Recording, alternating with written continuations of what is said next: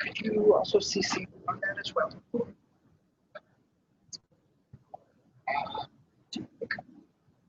I got it.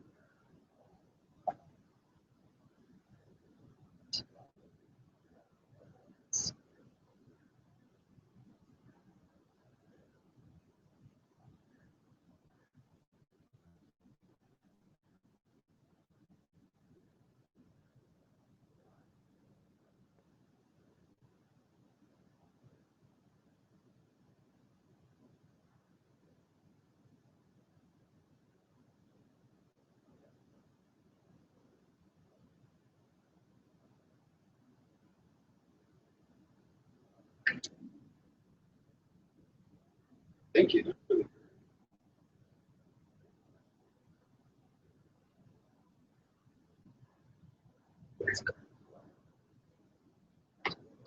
Big three.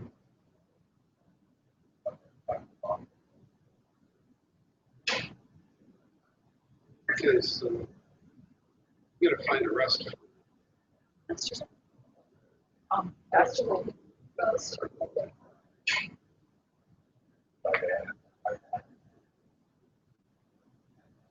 yeah, it's just like with the rest. I'm gonna go back. So, yeah, so, when you, this guy right here,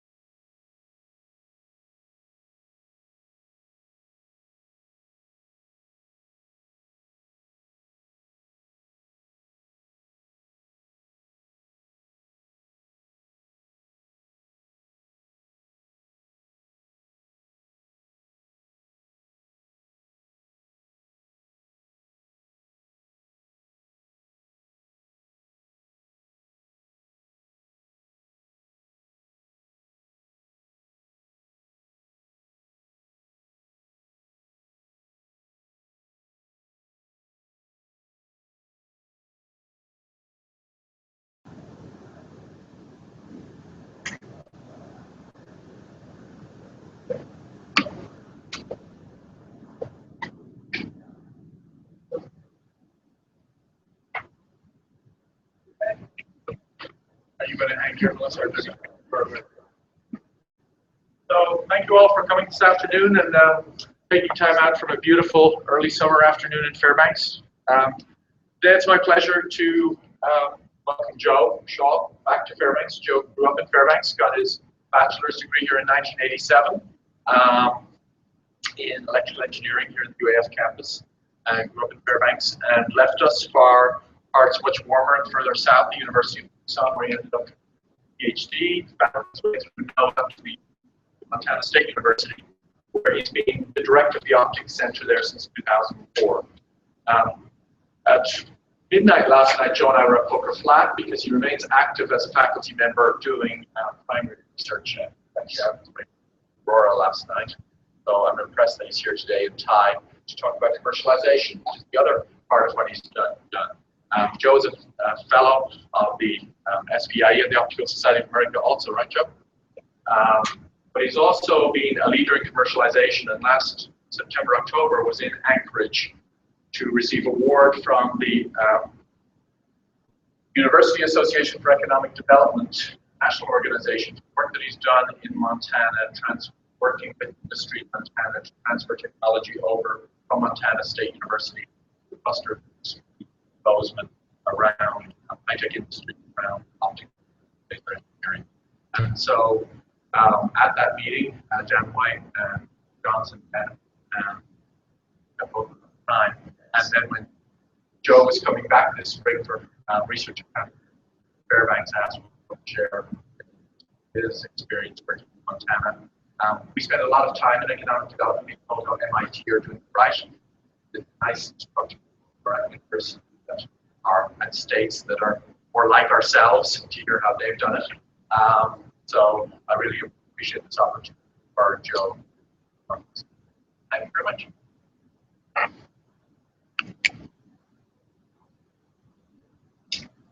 All right, well, thank you, Rich. It's great to be here. If I move, do I need to carry this with me? Right? For the people, should I just not move? Don't move. Stay still. Freeze in place. Stay still. Boy, there's a novel concept.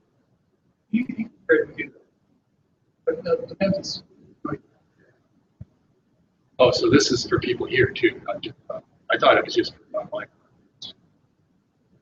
So if you need me to speak up or use the microphone or whatever you need, just shout out and we'll try to make it work. It's really a pleasure to be here because, as Rich said, I grew up here in Fairbanks mostly and have many, many memories everywhere on this campus I've been. You can't hardly walk to a corner of this campus where I haven't pulled some shenanigan in. I don't tell about these things because there's probably still people out there that the life as a kid here in Fairbanks was great, and I never envisioned doing the kind of thing that I do now, but I do and enjoy it, and I really hope that our experience in Montana that I've been fortunate to be a small part of can somehow be helpful to inspire some thinking or motivate some ideas here in Alaska, where I also have a lot of concern for things to go right. I'm now presently in Montana, which is also a very nice place. And it's on the map here, it's shown the dot. The yellow dot marks approximately the location of those. It's in southwestern Montana, just north of Yellowstone Park.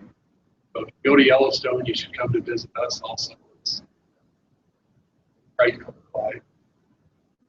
Montana is a large state geographically, not as large as Alaska, but in the lower 48, by lower 48 standards, we're a large state, and we're fairly low population density. So those things, plus a lot of others, make us somewhat similar to Alaska.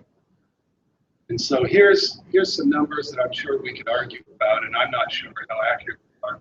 I got estimates from the web of what the populations are like in our states, what the annual budgets are like in our states. And you can see that at least until recently, Alaska was running a lot larger budget than we have run. We've never been fortunate enough to have much of a large budget in Montana. But because of that, I think what we have experienced is relevant.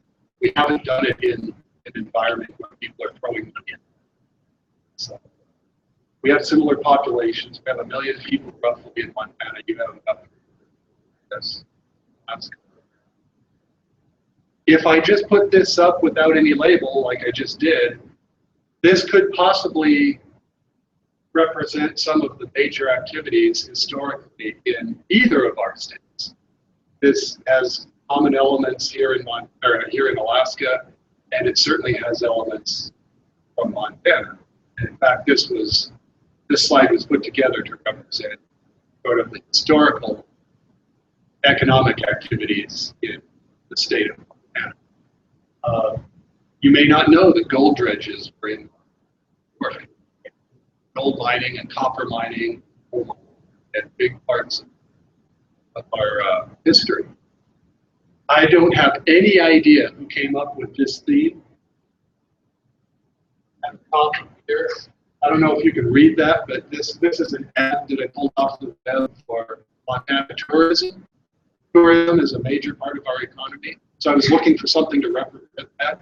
That ad says, "There's nothing here," and then a bunch of fine print that probably explains, "Nothing here to get in your way, come and spend your time with us," or something. I think I would have chosen a different theme. And then construction, we have a lot of construction and labor jobs. We have agriculture as a part of our economy. So this is not radically different from Alaska. It has some. Montana's a beautiful place where we like the outdoors. In fact, we love the outdoors. We go skiing a lot, we hike a lot, we do all the things people do here in Alaska, which is a big reason why I'm there and not somewhere else in the world.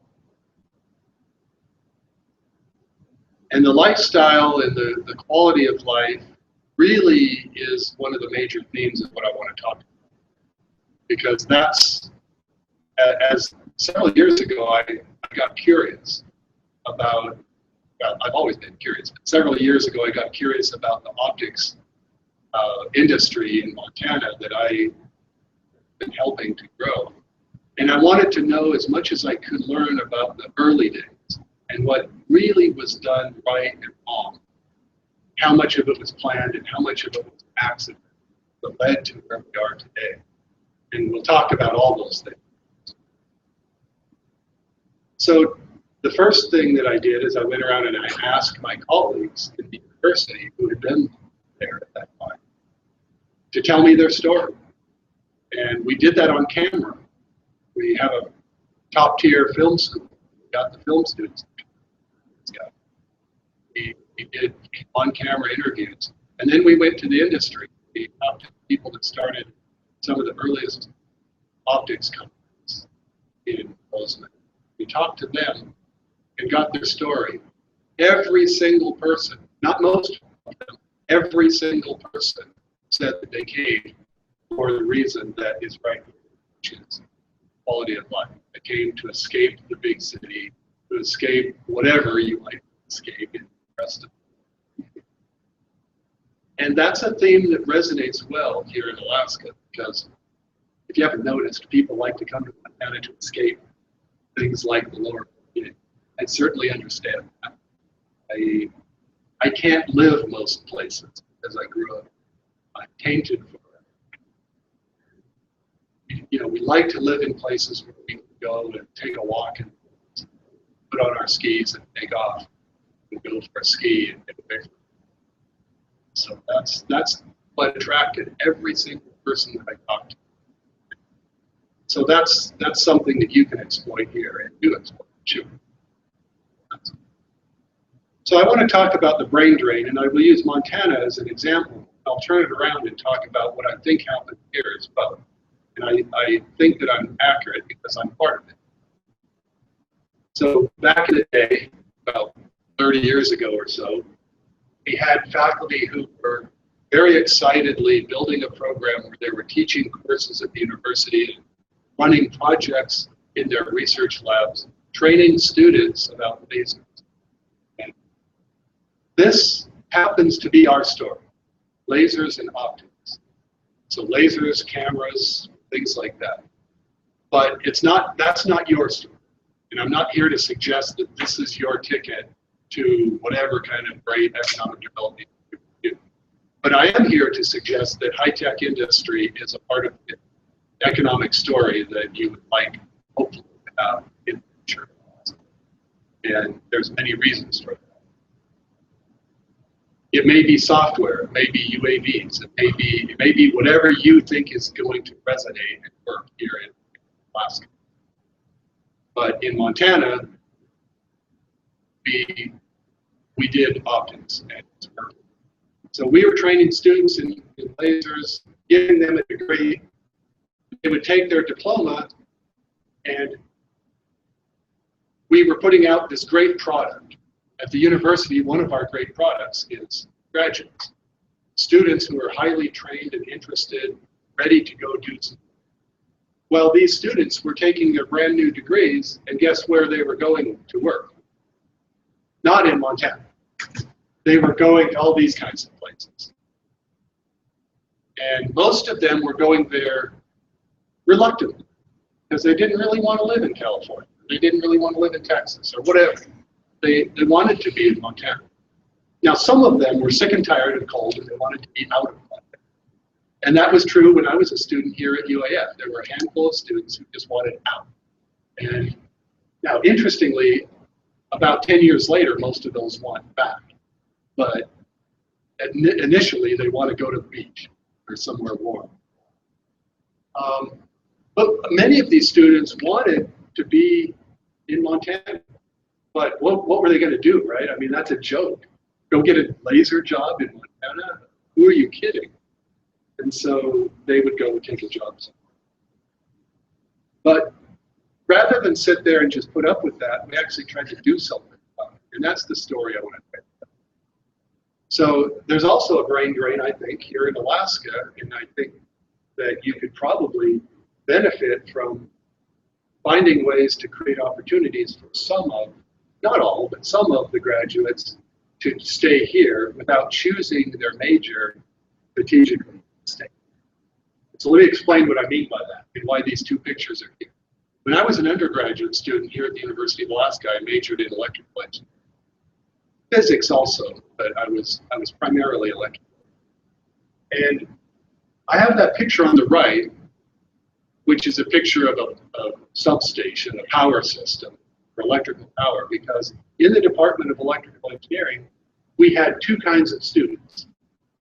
The first kind of student was an Alaska kid who wanted to stay in Alaska, and the price that he or she paid, I'd say that like it's a lesser thing, it's not, but many of them wanted to do electronics, they wanted to do communications, they wanted to do computers, they wanted to do something different, but instead they chose to do power engineering because, why, Denise? You know why. Yes, because the power utility and consulting companies would hire you. And so there were two types of students. There were Alaska kids who wanted to stay in Alaska, and they all, 100% of them, 99, majored in power engineering.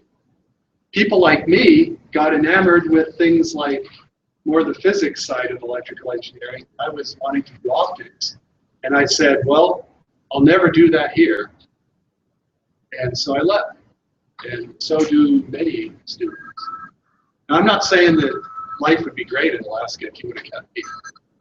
But I'm saying that I'm just one example of, this is a picture of me on graduation day with my little brother, who was also graduating that, I don't think that day, but that month, from West Valley High School. And my father is in the middle. Some of you know him. He spent his whole career in that building right next door and in this building for several years as well. And interestingly, he's part of the Montana brain. He's a graduate of Montana State University and left because there were no jobs in high-tech stuff. Eventually found his way to a PhD program and then got hired here at the Geophysical Institute and spent his whole career, and he loved it. He loves it. And there's me with an honors card around me because I managed to convert myself from the world's worst high school student to an honors graduate at UAF. And my brother Raymond, who has all these medals around his neck telling us he was a better high school student than I was. He was some kind of valedictorian or something like that. And so both of us left, and we are both doing other jobs. That's fine, but there's a lot like us that could stay. So let me go back to Montana and tell you that the idea of doing lasers in Montana is not so far-fetched as you might think, because actually we had an impact on the world's first laser. The laser crystal, this thing right here, that little pink laser crystal is the piece that made the world's first laser. It made the invention of the laser possible. That was grown by a guy who was a graduate of Montana State University. It was not made in Montana. It was not made by a Montana company, and it had no connection to Montana State University other than the guy that grew it happened to be a graduate of Montana State. But that's important because he then became an expert at making laser crystals. And that eventually, it took 10 or 15 years, but it took more like 20 years. It eventually became a market. And he realized that I can make my living making laser crystals. So he quit his job at Union Carbide Corporation. Actually, they encouraged him to. They said, we don't want to do laser crystals. Why don't you go do it in your own company? And so he went and he grew laser crystals. And now, today, some of the very best laser crystals in the entire world are grown in Montana. Because when it came time for him to set up a new company, he said, where do I want to be? Well, I want to be where I can go skiing and hiking and fishing. I want to be in Montana. So he came home. His name's Ralph Hutchison, and this is him just a few years ago when we did this video documentary of him telling it. Okay, so the solution to our problem, and I think probably the solution to all similar problems, is in partnerships and relationships between people. And our partnership story my version of our partnership story starts with a guy named John. John Carlston is a physics professor, and you add to John Ski Hill, which is just a couple minutes out of town. Then you add to that equation a guy named Larry, who wanted to start a company. These two guys met on the ski hill just by chance and started talking and realizing that, oh, you do lasers? I do lasers too. Larry was just trying to figure out how to start a company in Bozeman, and John had just come from his job at Los Alamos and was doing lasers at the university. And they talked and said, let's do something together. And that was really a big, big turning point in putting the two sides together. And the industry, although the industry consisted pretty much of them. Then you add to the story a couple administrators. I hate to call them administrators because they were really, really great faculty members who became administrators. But this guy was our vice president for research. He was also the physics department head, and before that, very talented physics. This guy is a famous plant botanist, and he was the head of the NSF EPSCoR program. Thank you. They came to John and said, we really like what you're doing collaborating with this one company. And the company, consisted of Larry. And then pretty soon it consisted of Larry plus two other guys. And pretty soon it was 10 people, and it kept going. And they had a vision that said, why don't we do this with all kinds of, why don't we try to grow this? Why don't we kick it up a notch? And so they encouraged John to write a proposal for money and to grow this program. And so they did. So NSF EPSCoR put in, I forget the exact dollar amounts, but it's something, these are not huge dollar amounts by scale of big programs. Something like $1 million. Montana State University put in something that was about $500,000 by value, but none of them was actually. Universities are really great at inventing money. So this was like, 10% of John's time and 10% of somebody else's time, and some matching funds. And so they were able to conjure up some money. The state of Montana actually did put in some money, but not a lot. I think EPSCoR in those days actually required a match, and they did put up the match, but they actually put it up in a way that we were on the hook to pay it back to. That isn't the way you should do it if you have a choice, because that really limited what we do in the future when we should have been growing. But it is what it is, and it was the way that we had to do it, so we did it. So we came to the table eventually with something like $2.5 million, and we formed what's now called the Optical Technology Center. And the Optical Technology Center was a virtual center. We don't have a building, we don't have much of a staff, we just have a mission. And our mission is to promote optics education and research in Montana, specifically for the purposes of growing the tech industry and training students. So in 1995 is when the Optical Technology Center became an officially recognized thing, recognized by the Board of Regents. But you have to understand that there were 10 years that came before that. But in 1995 is when they put the stamp on the paper that said, we now dub the Optic. And at that time, there were 4 faculty members involved, and there were 4 very small companies that had managed to get going by that time. And the proposal was to work with those companies and see if we could grow more. So you could say, well, yeah, so you had the secret sauce. It was, companies already existed. But that's not really true. The companies were starting up literally at the same time. Right? All organic, it's all silent. And I'll tell you more about that. These faculty members were 2 people in physics, 1 in chemistry, and 1 in electrical. This is really important. You can't do it just for physics. You can't just do it from engineering. You can't do it just from chemistry. This program would have never gotten off the ground if we didn't have a broad spectrum. You have to have basic science, and you have to have engineering of products. Because without that, you're missing the important. Go ahead. Joe, OpTech is inside or outside the university? OpTech is inside the university. There is a similar outside of the university organization that just got launched 2 years ago, and I'll mention that.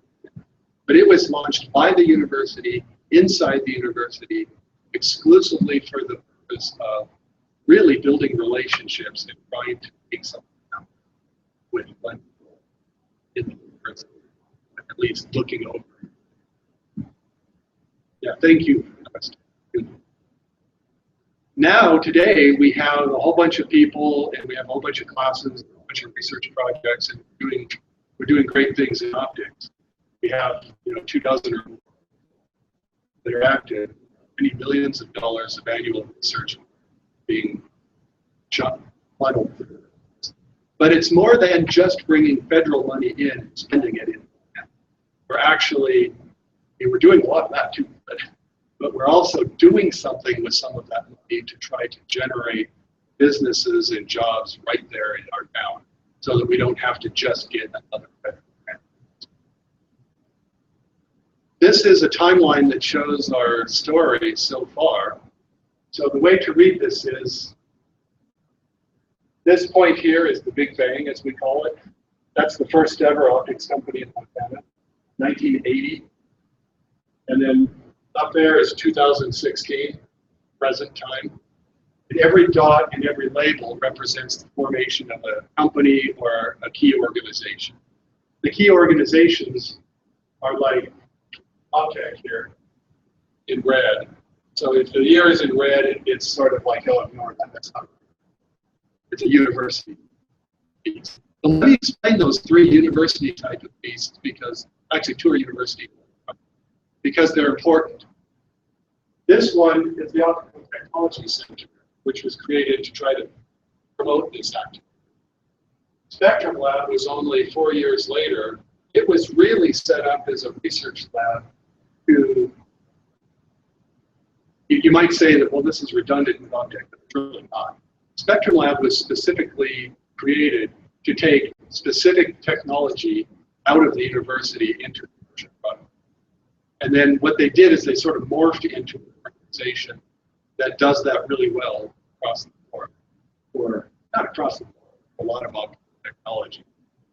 And so they have just become essentially a seed kind of organization. And what I'm going to do is show you a video clip in a little bit from one of the people who really benefited from that. So we do things like this. Let me tell you an example of how we do games. We will hire somebody as a research scientist on software, contract money, and then they will go and try to get some money to start a business. And as they get a little bit of traction with their business, they'll now start to be 90% university, 10%. And maybe next year they're 40% university and 60%. So that's pretty fast. You know, something like that. So we basically taper them down on university money and taper them up on private. And you have to be very careful because there's all kinds of ownership and intellectual property issues that have to be looked at. But if you do it carefully, this can work really great, because then the companies start up in a sort of gentle manner as opposed to just saying, well, sink or swim right now. Go ahead. And give us by our. Yeah, most of these new companies are starting with something like an SBIR or STTR grant. So small business and research grants. Tech transfer. Yeah. And I mean, I know what it is, but I was forgetting. So we've done many millions of dollars of joint SBIR and STTR grants. The interesting thing is that a lot of these companies try very hard to get off of SBIR and STTR so that they can have product, because that's the way you maintain a company without writing. Now, the other organization I wanted to point out here is way up high here. This one right here. In 2013, we had the Montana Photonics Industry Alliance, which was formed really by, I mean, the way it came about is some consultant came in and said, whoa, you guys have a cluster. We think you should form a cluster organization. We're going to do it for you. And we said, like heck you are. And we said, it's a great idea, but we're going to do it ourselves. Because we're like that. So are Alaskans. Right? You don't want to. So we did it ourselves. So I literally got on the phone. Remember the guy named Larry that was starting out with his first companies? Well, he had just sold his company to a big corporation. And he was rich and ready to retire now. And I said, hey, Larry, how would you like a new job? No. Hey, Larry, how would you like a new challenge? I'm listening. And I told him, we need a cluster organization. Why don't you be the president? And that way you guys can do things on the company and the political side that we really can't do, or can't do well on the personal side. So he said, oh, that sounds fun. And of course the salary is zero because there's an organization. So I said, you'll just have to do this for free. He said, okay, I'll do it. So he goes hiking in the Alps for a while, then he comes back and holds social workshops and things. Anyway, MPIA has been a big success. The governor's office jumped on board. You know, all this time I was telling this story to the legislature and to the governor, and because of term limits, we tell the story, we just get people starting to be interested, and then they'd be out of their job, and then have to tell the story. And we just never got anywhere. And then all of a sudden, I don't know what the secret was, all of a sudden we told this story. Maybe it's just the curve had to get big enough. But eventually this curve was big enough that I plopped it down in front of the brand new governor. His eyes got big and he said, wow, that's impressive. What can I do to help? I thought you'd never ask. And so, you know, there's lots of things I'd like him to help. I'm not going to be able to do all those things. And so what we did instead is we said, funnel a little tiny bit of money over to this organization to represent businesses. Let us go to a trade show and advertise those optics, and help us get the word out so that we're not the best kept secret. And he liked that. So now we're on personal friendships with the executive development advisor that I used to struggle to try to meet. So I hope that continues.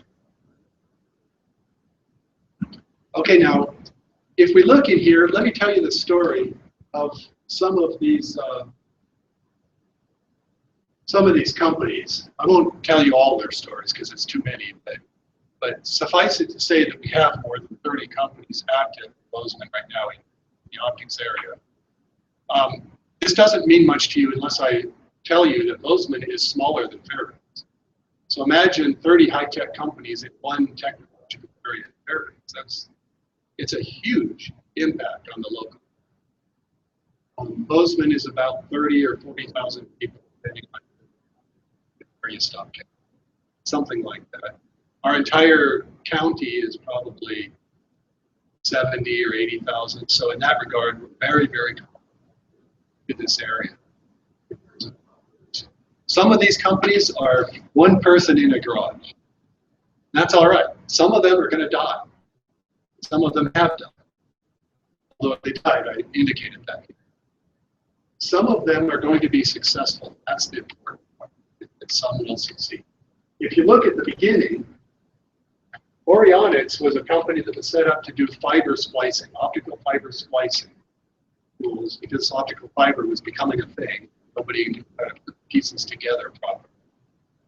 There was a guy at Sandia National Lab in Albuquerque who developed some technology, and he said, I want to make a company to do this.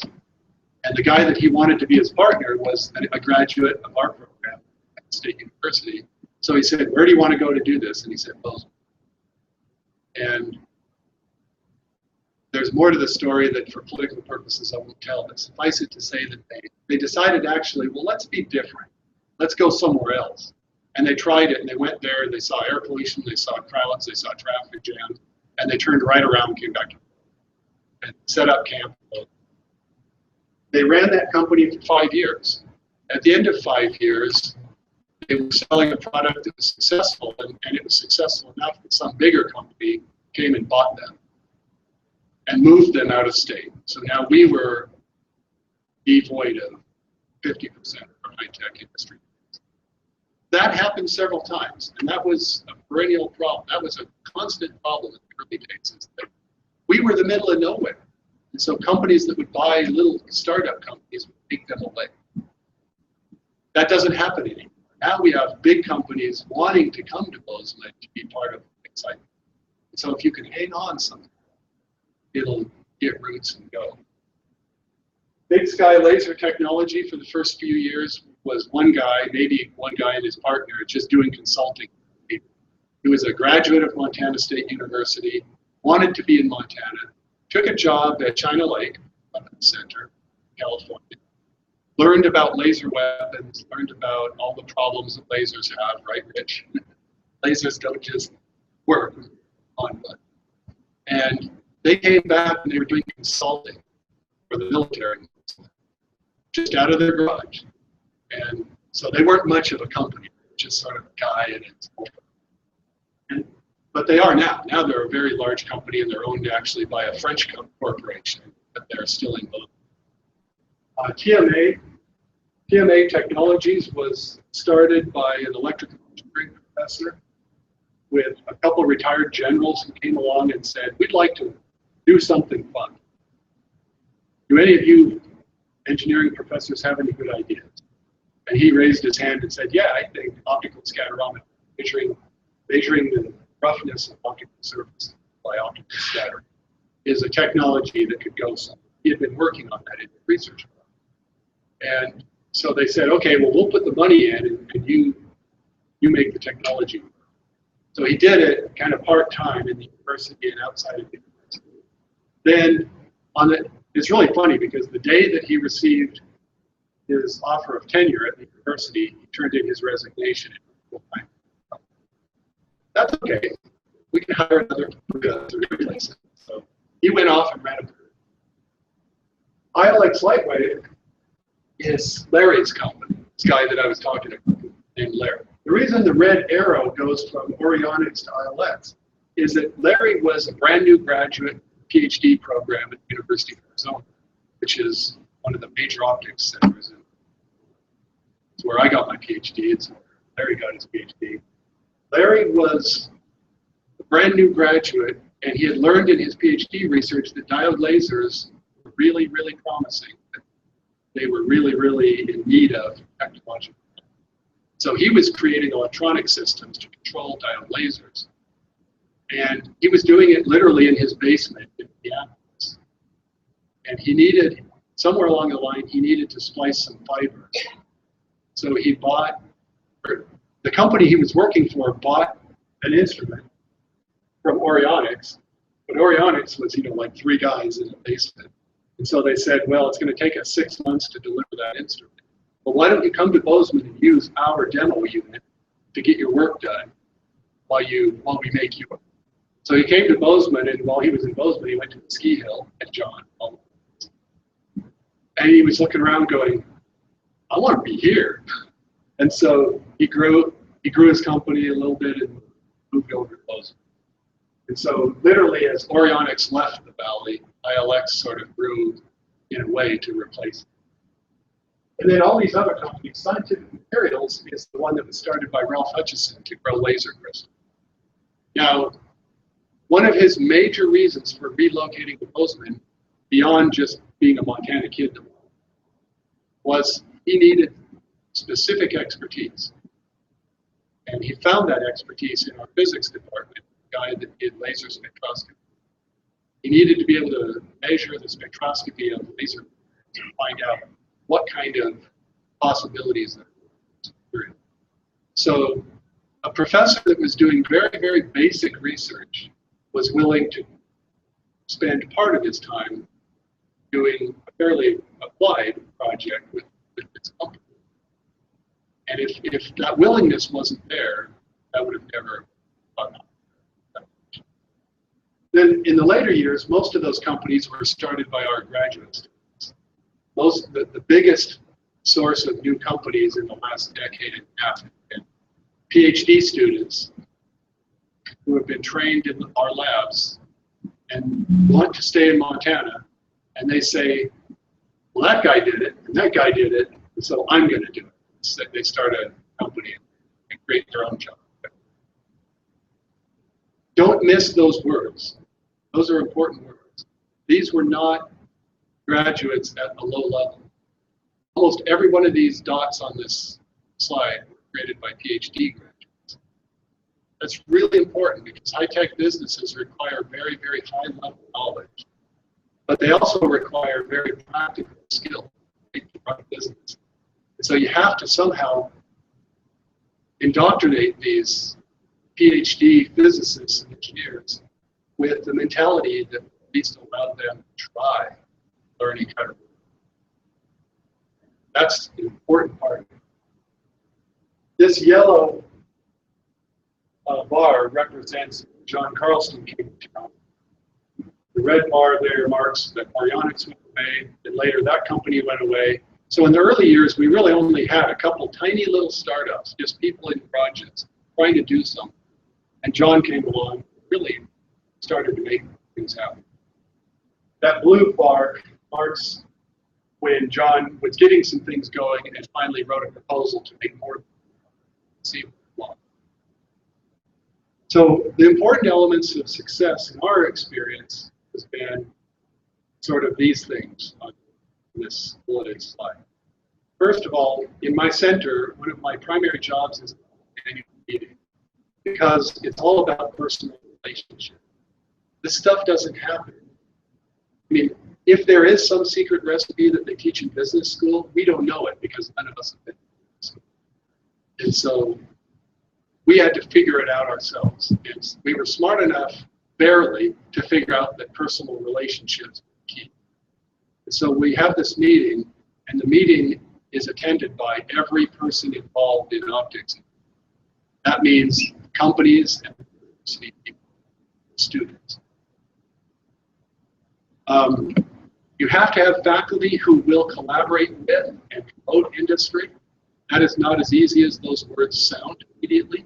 I mean, I don't want to be rude here, but it is a true story that not all faculty members value industry.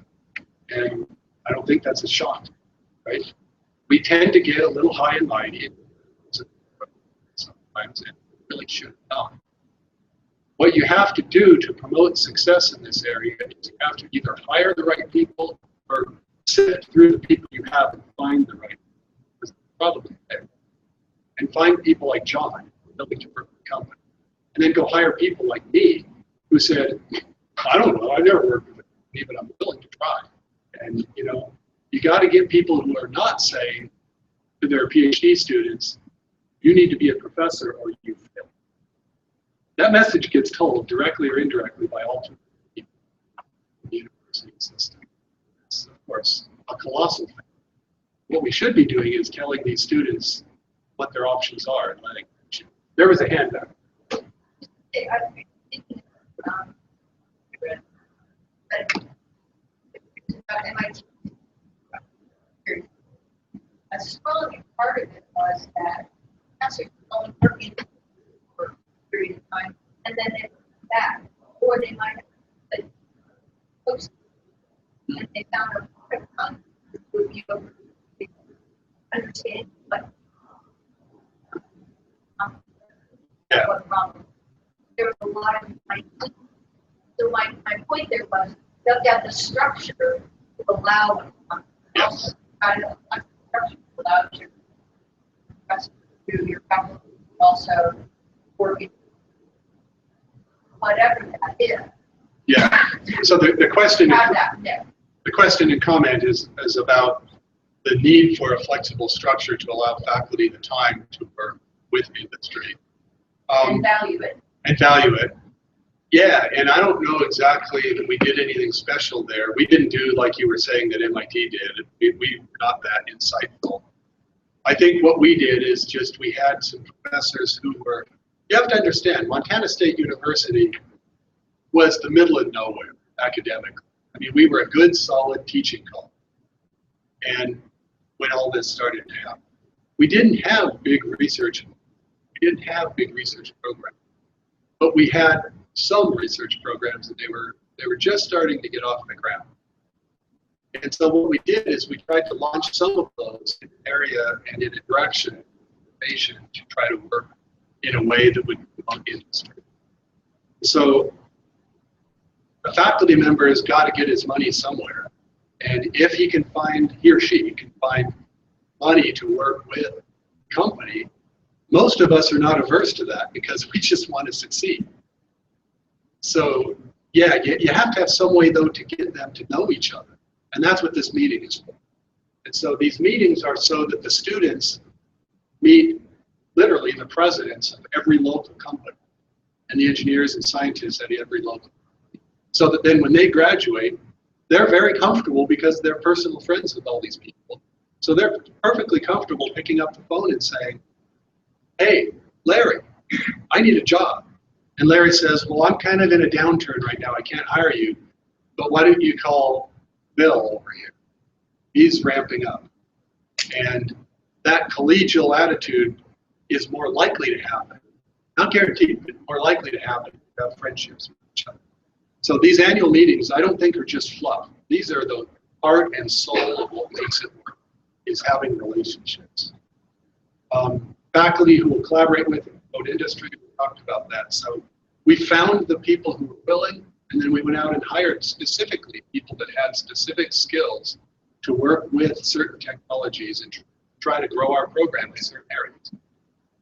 They hired me that way. They came after me. They said, we're building this thing on you because you know how to do this. And I said, okay, let's talk. So that's how it went. This number is a little out of date now. It's probably closer to $80 million of SBIR and STTR funds. So we're constantly writing proposals with entrepreneurs and trying to get money in. Our graduate students are raised in this culture where they think this is the cool way to go. That's the difference. They aren't raised in an environment where they're taught, if you don't get a tenure track faculty job, you're going to fail. Some of them go to tenure track faculty jobs, and that's great. That's a great success. But others of them stay right there and work for the local companies or start a job, start a company. And if they're constantly given these messages, it starts to sink in. And students, I was amazed when I started. We had sort of gotten away from that. And several years ago, I started it up where at the annual meeting, I would have a whole, like a 2-hour session devoted to the local business guys coming in and telling us, here's what you got to do to make it. And I thought, man, the students are going to leave the room and be bored because it's not talking about those laser stuff. And actually, just the opposite was true. The room was packed. The students loved it. They were excited because they knew that this was the real world knowledge that they needed to start a company. And so they all crowded into it. We do a fair bit of patenting. We have all of our patents licensed to companies in Canada. But I'm not seeing a trend toward more patenting. I'm seeing a trend toward more less patenting. Most of these small companies just say it costs too much, and with the recent changes in the patent law, it's just too much of a pain. So we're just going to run faster than it. Risky, but it's worth it. But we do patents, we license the patent. But it's hard to find the money to license the patents. It's just hard because these are all startup companies. Obviously, we train students. We have hundreds of students through our program. Gentle transition to companies, that bullet refers to what I talked about earlier, where we have people that are working on a contract on the university side, and then they step over the line for 20% of their time, and then 40%, 60%, and then pretty soon they're 100%. And then continued investment. This is a bad thing to say right now in the economic reality of Alaska right now, but you know, things don't grow forever. You have to feed and water them. You have to push them. But that doesn't always require huge amounts of cash. It can sometimes amount to just telling faculty that you value what they're doing. Say, I really value this. I'm going to give you points toward tenure if you do this. You know, faculty are very smart people to figure this out. Okay, so I've talked a lot about the annual conference. I really mean everyone. This is one of our graduate students. There's our baby. We bring everyone to the annual meeting. We bring the students, we bring the faculty, we bring their children, we bring their wives. My kids have all been to this thing frequently. You have to have faculty with the right attitude and expertise. For us, it started with these 4 guys, but then they went out and hired more, and I haven't put pictures of all of us, but I put these pictures because these were all 5 people that we strategically hired, including myself, because we had certain attitudes and certain skills and certain training that were going to fill out the portfolio, so to speak. Here's a slide that talks about the transition. This is Pete. Pete was a graduate student in John Carlston's lab, doing a very, very theoretical laser physics kind of project. So you would think, man, that guy will never start a company, because he's studying, well, he was studying Raman conversion in laser crystals. You know, it's very, very theoretical, very academic, but yet the skills he was learning are very practical and hands-on. He knows how to make lasers work. So he went away for a couple of years and worked in Colorado at a company. And then he and his buddy said, you know, we always talked about doing this in Montana. Let's go give it a try. They came back and worked at the university in the Spectrum lab for a couple of years and then transitioned 10%, 20%, 40% company. Now he's the CEO of a company that was on the 2011 Inc. 500 fastest growing companies. And they just spun off actually 2 new companies in the last 2 years. Starting in 2008, I think both of us went up to 75%, and we were able to hire 2 critical employees. But the fact that MSU allowed flexibility in employment was critical for us, and the fact that we could collaborate. MSU had personnel, ideas, and the infrastructure for doing research that we wanted to do. It was a huge asset to have MSU. We couldn't have done it without MSU. There's no doubt. There's the testimony of Pete Roots, CEO of Bridger Photonics. And, you know, he's right, that they really couldn't have done it. Now, other people may have been able to do it, but we feel like the model that we have going worked in that case pretty well. So, to wrap this all up, I'll say that here's my equation. We started with a desirable location where people want to be. You have that too.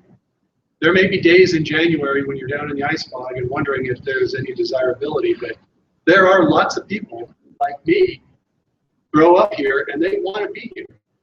And you know that. You all are people that want to be here. People want to be in Alaska. You have university research. You have far more university research than we ever had. What you have to do is find the little gems in the university research that have some kind of commercial potential and that inspire the people. I don't think you can force it, you just have to inspire them. But that requires some kind of strategic investment. People have to be willing to work together. That includes across department lines and across university and industry lines. You have to be friends with and respect each other. And stop telling jokes all the time. But you know, you have to be able to work together. And some people are willing to do that and some people are not. So you really have to, in my experience, you have to find the right people and then empower them somehow. Even if it's just telling them, look, this is an opportunity that's really great. Why don't you talk to those guys and see if we can get that project on? As a center director, that's really my job, is I'm just a matchmaker, just putting people together in the same and trying to direct traffic. You have to have faculty who like industry, aren't going to be belittling, which is a silly behavior, but you have to be willing to, and then you have to actually do something together. You have to have projects together. And then most importantly, all of this only works with personal relationships. You have to maintain those relationships. They have to be fostered, and then they have to be fed and cared. That requires facing, being in the same room. And so that's another thing we do. Here's a tiny little thing that I do that I feel like makes a difference. I have a colloquium series, a seminar series. We have people come in from different universities, different companies, and all the people in town are sent and asked that talk. But along with that, they're sent an invitation to come and park for free. At the university, that's like one of the few things I can do for them, give them parking. Because otherwise they have to come and they have to find a parking place, which is hard. And then they have to pay for it, which is not hard, it's a pain. And so I just told them, I don't want any of you to ever have to pay to come visit me. And so here's Diane's phone number. She's my admin assistant. You call Diane when you're coming to campus. She will meet you at the parking lot if necessary, and give you a parking tag. You put it in your car and you go in and you visit. Silly, right? But it's a huge impediment to coming to campus. It's parking. I'm sure it never happens here. At our campus, that's a big deal. And of course, time. It all takes time. You have to feed these things and water them. But thank you for listening, and I'm looking forward to more discussion as a program. So, thank you very much.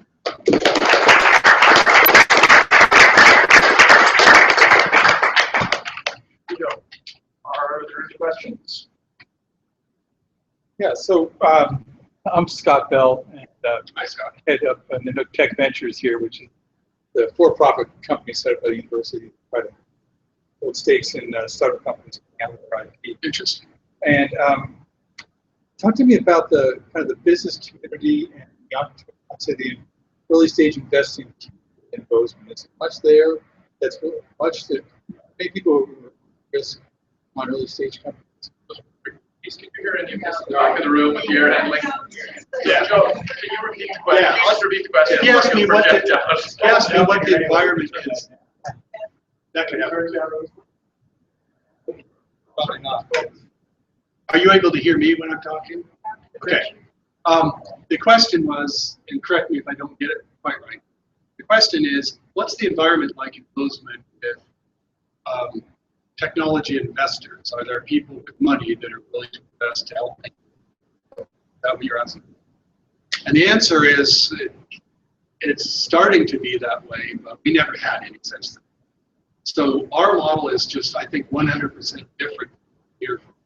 So, these were just people that were just trying to do it, and they mostly did it on their own. The interesting thing is that in recent years, now we've started to attract attention. So I get calls quite frequently from people, and the conversation goes something like, "Hi, Joe, my name is such and such. I just moved to town from San Jose, and I'm excited about what's going on in Bozeman, and I see an opportunity, and I'd like to talk to you about what I might be able to invest in." And so I usually tell them, "Okay, come talk to me on campus, or let's meet for lunch." And then I go and talk to the optics company people, and they're mostly not interested. They're very independent customers, and they don't want anybody else's money because they want to own it. But that's beginning to change. And so I see a few relationships starting to happen where there's people with money and people with technology and they're starting to talk to each other. And I think the world is changing enough that's going to maybe be in the future. And there probably are companies that wouldn't start without that, might start without that. So I hope that answers your question, that we have not had a lot of. We've mostly just been, "Hey, Dad, how'd you like to loan me $50,000?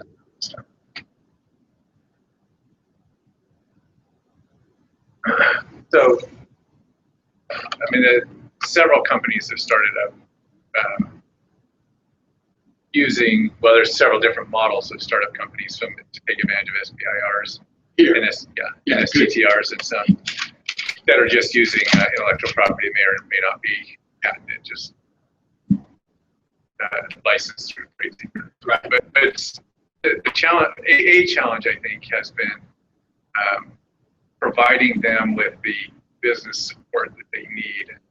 Yeah. And I know, I mean, several of the examples you used were of just individuals, professors who were starting companies that didn't have then an investor network or somebody who brought in the business.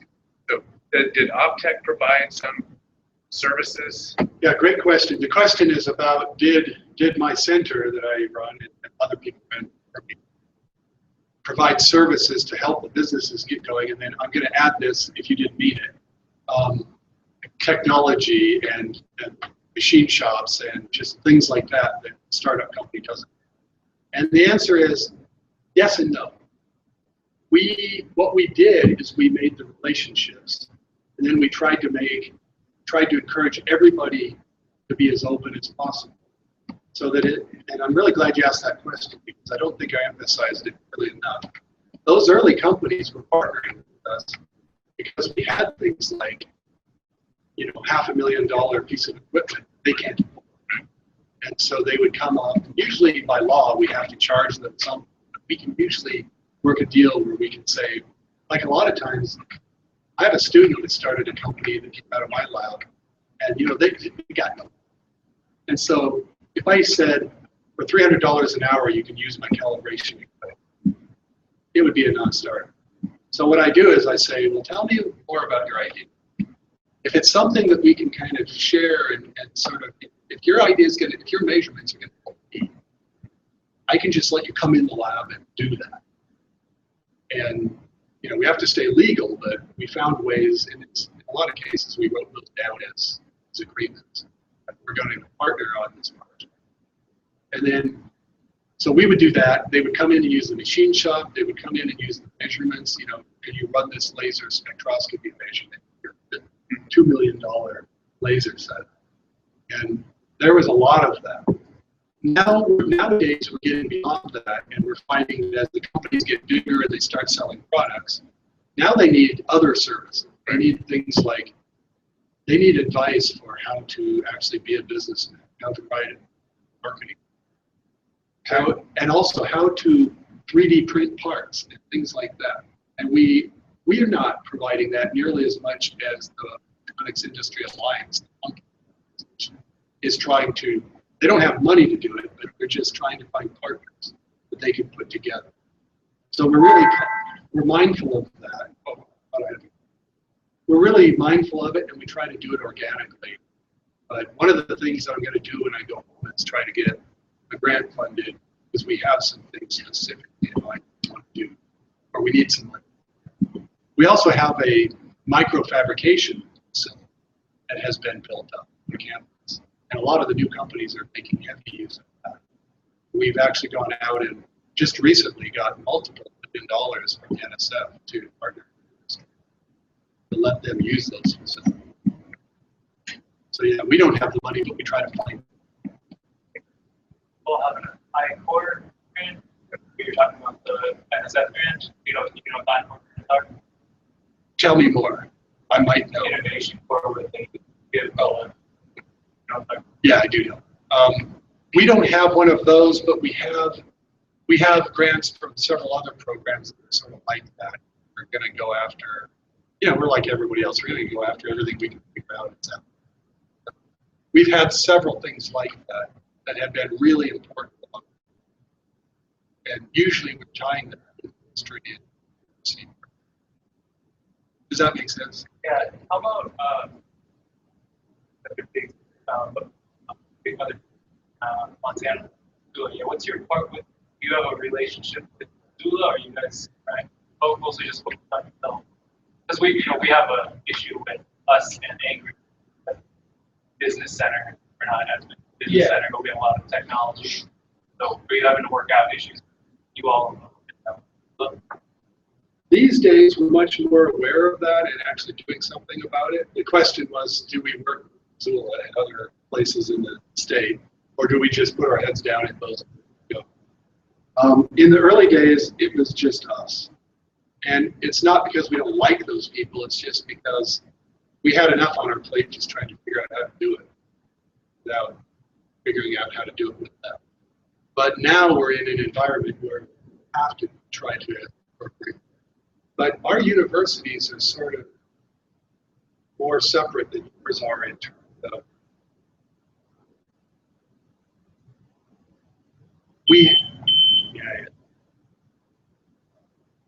we have optics kinds of things going on in Bozeman, not really at the university. They do other things. So we really have never found any opportunities to collaborate with them. However, in recent years, we've started to find increasing opportunities to collaborate with people at the university, because they have a lot of activities in biology and environmental sciences, which are all application areas where optics can help. And so we actually have some funding right now to do some. So we are building statewide relationships now, sort of for the first time. I almost feel like we just had to get critical mass and it can really be useful. But recently we actually had the very great fortune that our governor fell in love with what we were doing and convinced the legislature that what we were doing was really better than that, economically useful. And so they put out a call for proposals for doing research that was designed specifically to help companies.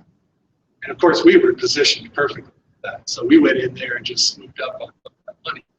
And so we just recently got a $2 million grant from the state to do essentially that, fill in that valley of death we talked about. So we have all these technologies that are just about ready, and companies that are ready to commercialize them. This is the right faculty member, this is the right company. Here's the technology. Here's the work that needs to be done to make it into an actual product. We're funded to do that, which is really hard to get funding. So the state was wise enough to pony up some money to let us do that. So now I'm on the hook. I have to produce by next year a bunch of new products. I think we're going to do it. But that took 30 years to convince the state to do that. Right now, you're not in a situation where that's going to be an easy sell. That's not the point. The point is, at some point, that kind of thing helps. So when you have a relationship with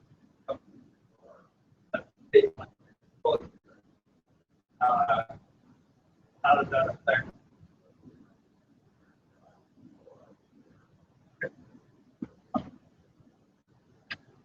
It's different in every case. The question was about essentially how do we deal with intellectual property and how do we make the university happy about it? Because the university is not excited about giving away ideas. You know, the university is living in a real world too. We are very much aware of the bottom line, very much aware of the money that it takes to and the money that it takes to do tomorrow's things. And so the university, of course, wants to license things and get money. And sometimes, I have to be honest to you, there have been several cases that I've seen where we've failed. That we've put together a really great partnership, and then it fails, it comes apart because the university won't bend. And they say, no, we won't let you do that unless the company gives us this amount of money for licensing. And the company says, I'm not going to do that. And you just have to walk away and say, okay. What I've tried to do is maintain friendships throughout that and just say, it's not going to work this time. Let's talk next week. But in other cases, we've found ways to make it work. And sometimes that means the company is licensing technology. Sometimes that means that in a couple cases, we've been able to get grants from places that pay the fees of to the university.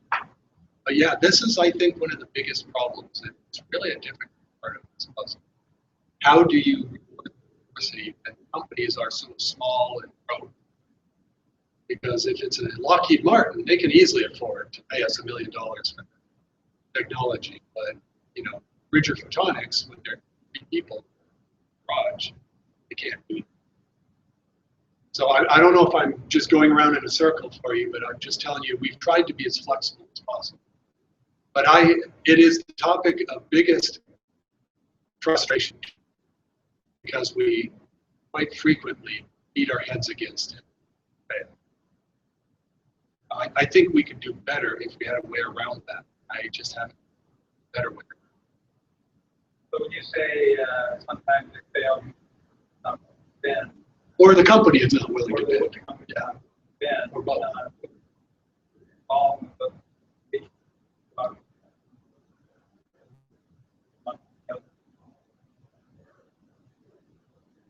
Yeah, we have a technology transfer office, and it's connected to our vice president for research office. And so usually at that level, I've got people at the vice president research office talking to me or the other faculty PIs, and we're trying to work it out. So where do you fit in? I step out of the way if I'm not directly involved. Once I get the right people talking, I try to step out of the way. If I can help, I will, but usually I just want them to talk it out because we all know each other. So I'm not sure if I'm answering your question. But I have not been put in a position where somebody has empowered me to like mediate all these problems. I try to, and I've been known to walk into meetings and stomp and bang the table and say, we have to do better, darn it, and here's why. And, you know, slowly that makes progress. I just...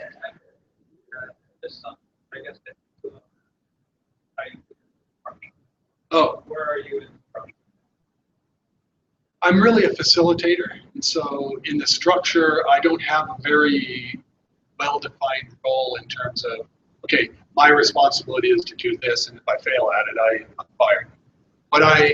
What I'm doing is I put these people together, and so let me give you an example. Maybe it'll help if I give you an example. Do you work for the office?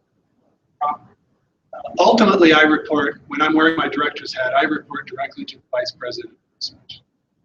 Yeah, the vice president for research is my supervisor. I report to her regularly. And so when I see things coming apart, I will go straight to her and say, we need to fix this. Sometimes we can't, sometimes we can't. So that's the role I play, is that I'm sort of a facilitator that doesn't try to, because I'm also a professor doing my work. I don't really have the power to solve all those problems, but I'm a very important position because I'm the known quantity. People from industry sometimes look at the university and they don't know even about it. So they'll contact me and say, there's this person that has this technology and we want to try to license it, and it has this connection to the university. What should we do? And I'll say, okay, what you need to do is talk to this person, and I will get them in a room together, and once those conversations are happening, I usually step. So that's my role. It's really just, I hope that answers the question. It might be more effective if I had more of a full-time role, but right now I don't. I'm just sort of a relationship. But it's a very important role. The vice president for research comes to me all the time and says, what can we do to help these things? That's the good news.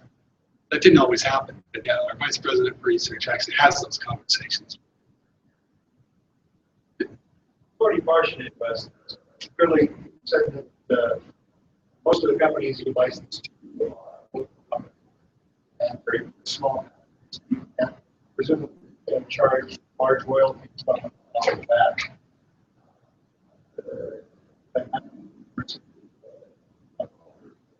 Portion of the company? Yeah, it's usually the trade-off, yes. We've had different agreements in different times and places for these things. That's exactly right. And right now, I don't know what's happening because I've been on sabbatical this year and I got an email telling me that our technology transfer office is being, I don't know what's going on. So when I get home, I've got some conversations to figure out why, what do we do next? So these things, as you know, these are never things that you just set out on the right course and then just let it go. Always winds are pulling the ship off. But we have a really great situation right now where pretty much from the university president all the way down across, even in the political system, we seem to be getting along right now. That's really nice because that hasn't always been the case. So I guess my advice there would be just be willing to talk to each other, but you have to recognize each other's. Go ahead, Denise. That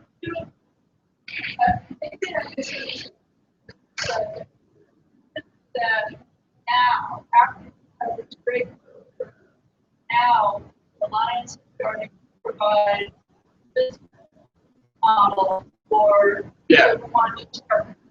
Great idea. Does that seem a little late to you? Even myself, that's a little backwards. Yeah. You know, how did all the other people do it? They just like miraculous. They did this. I mean, this is the growth that got you to the point where you're now providing business. Yeah, You know, I think you all heard it, but just for the sake of the web audience too, I'll just repeat that question. It's like, well, if we formed the business alliance in 2013 and we're starting to ramp up more services, how did we get to 2013? All the 30 companies that came before that, how did that happen?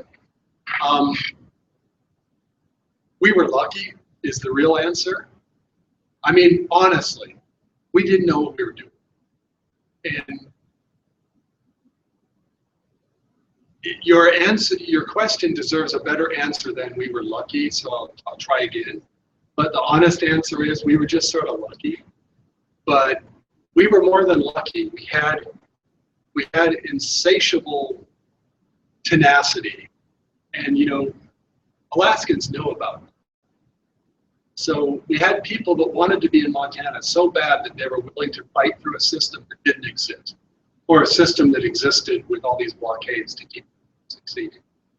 And so when I've asked questions like that of other people that started these companies, what they told me is, I didn't know what to do. So I called up Larry, who was running his own company across town, and said, Larry, let's go to lunch. And so literally we had a lot of lunchtime, what do I do to do this? And then, so these guys would take each other to lunch and just talk it through. Well, obviously that's not an ideal way to go, but the fact that it was happening is, to me, very impressive. The fact that Larry would say anything other than, I'm not going to tell you how I did it. You go figure it out yourself, or I don't have time for it. They helped each other. We helped insofar as we can, but I don't know.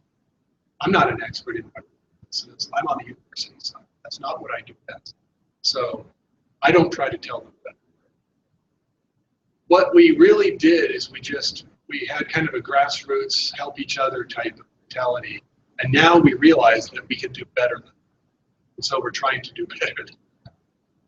But it's really honestly the truth. And those meetings, the annual meetings were fertile grounds for these conversations where people would come in and say, we really need a vendor that can do this. And I have no idea how to even put that relationship in place. And then I would say, go talk to that guy. He just did it last year. And they would talk. So it's sort of amazing that it didn't just fall down and collapse, because we didn't do anything right by the books. In recent years, I've done some reading about what you're supposed to do to make this all work. We broke all the rules. The only rule we didn't break is having a good, solid research university that's trying to drive them. But other than that, we broke all the rules. We just got away with it. How do faculty account for their time interacting with visually required certain amount of teaching? Yeah. How does this interaction with the investment fit into that? Particularly for full-time tenure track faculty. Right. And I am I understand. And I am a tenure track faculty member, despite the fact that I have this title of director of the Outdoor Technology Center. If I would not have succeeded at the tenure game, I would not be in this job. So, so I can answer that very well. How do we account for our time? That's always a very interesting question. Because we're paid for, let's call it a 40-hour work week. In reality, we all work 60 to 8 hours, 80 hours.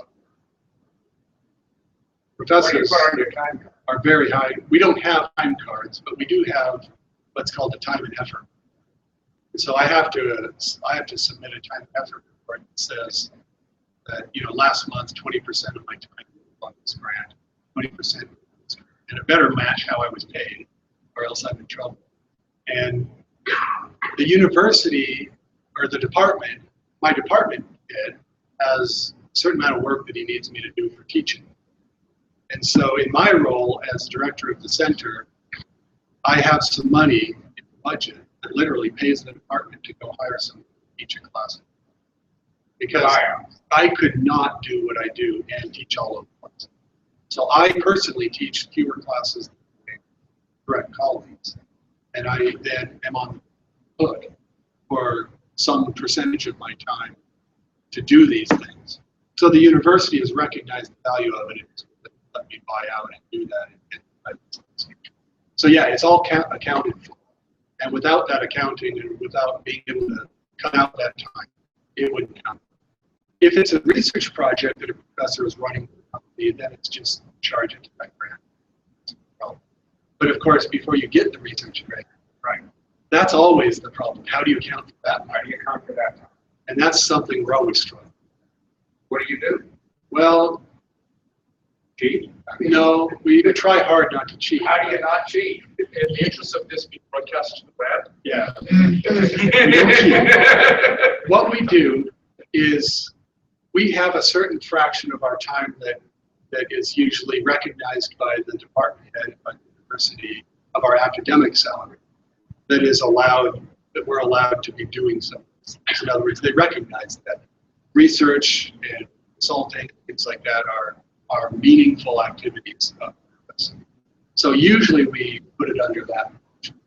If it becomes a large portion, then we've got to find another way to count. So yeah, we have to be careful. We can't just sit around and BS with our industry colleagues all day long. Because we all have I answered it kind of? I can talk to you more about it too. You mentioned as part of your equation, secret sauce that faculty that like throw into, and then also the partnership. There was a culture at least supporting this partnership. Was that the case from the onset? Was that part of the secret sauce of that? Or was that something you had to create? Oh, I see.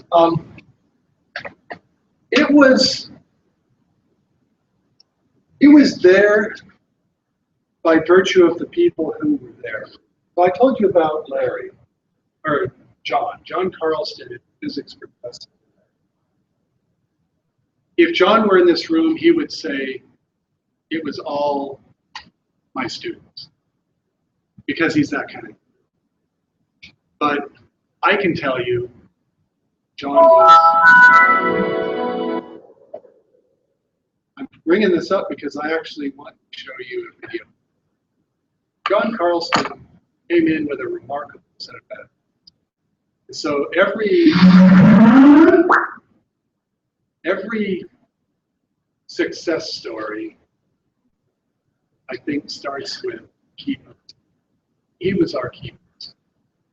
John was the founding director of the Center for Minecraft.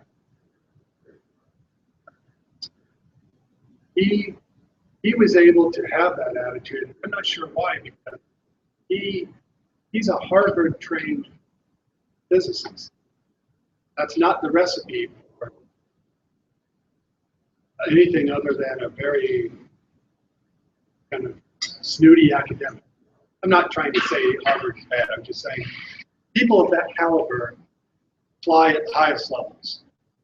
And when they fly at the highest levels, a lot of times they just don't consider it to be the deal with all the other.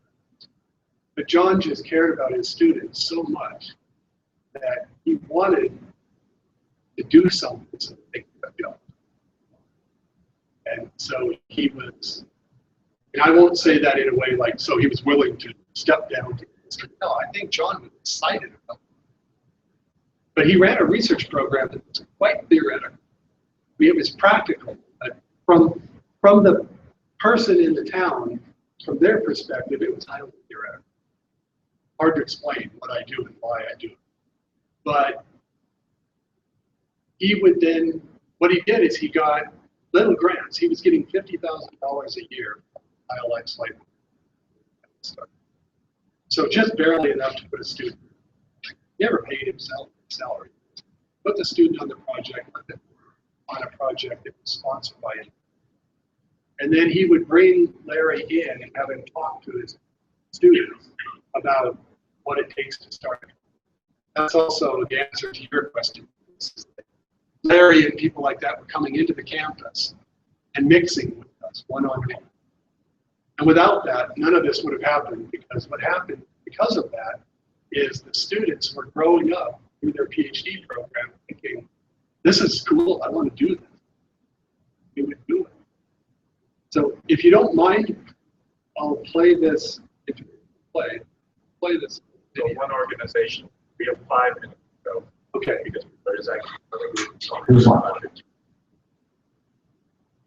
Yeah, let me tell you a little bit about that. When I first came here, it was great to have Rufus Cohn as a colleague and John Stover, engineering, and we met and we talked about. I see John's always giving credit to everybody else. And had some initial collaborations. But one of the things that was very clear very early on is a lot of the students would come and they would say, "This is John. It's great to get this training here, but none of us can get a job." And I thought, well, that's tough. You know, they get all this training and they can't stay. They love this community, they love the valley, They love skiing here, all the sports and the whole atmosphere in Bozeman, but they have to leave. And I thought it would be really nice if we had some way to give them the possibility of having some way to stay in town and not have to leave every time they get their degree. So it just turned out that about that time when I was hearing all these students say they were having trouble getting jobs, I happened to be skiing up at Bridger. There's the secret And sauce. I Go was eating skiing. lunch and just out at a picnic table. And across from the picnic table, somehow, I can't remember exactly how we met, who introduced us, but Larry Johnson, who had just moved to his optics company here in Bozeman, was sitting across the table. And I said, "Oh, you have an optics company." And he said, "Oh, you're in physics working on optics." And I said, "We should do some work together." And so That's how it starts. when he suggested that, and I thought, well, that would just be great. What an opportunity for students to get involved. And that really was kind of the start of having some collaboration with local industry, from my perspective. Now, there were some other things. So yeah, you can see it, right? You can hear it in his voice. This is a guy who genuinely believed that this was the best thing to do. So you have to find those people. And they exist. And I, quite frankly, didn't know what I was doing in that area. When I came to the university, I wasn't anti-industry, but I didn't really know. I remember coming to town and seeing, talk to me, interview, want industry. I just said, well, sure. I don't know how. They said, that's all right, we'll help you along.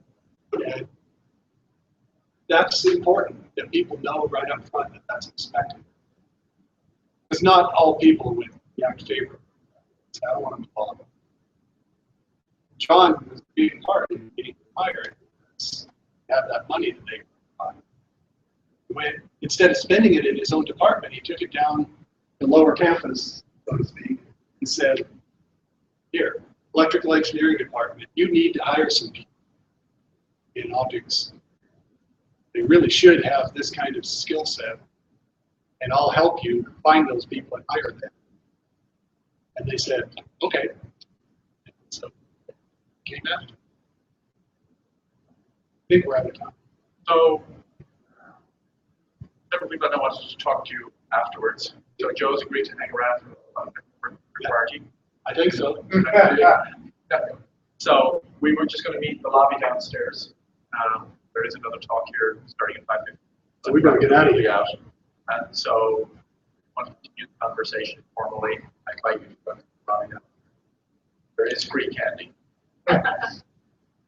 I appreciate it. Once again, I'd like to say thank you very much to Joe. Thank you.